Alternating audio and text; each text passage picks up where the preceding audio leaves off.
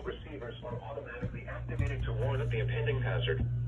Tests of the signal are normally conducted by the National Weather Service in Mount Holly, New Jersey, every Wednesday between 11 a.m. and noon. If there is a threat of severe weather during the normal test time, the test will be postponed to the next good weather day.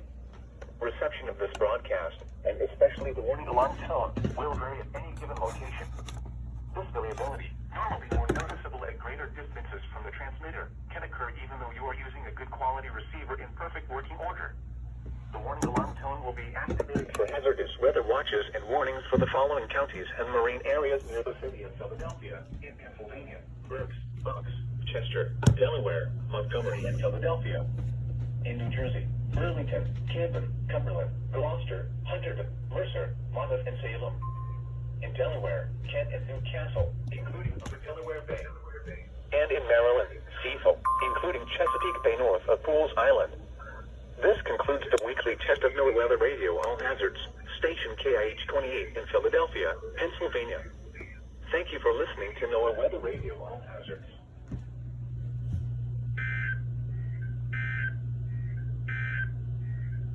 The National Weather Service forecast for the Philadelphia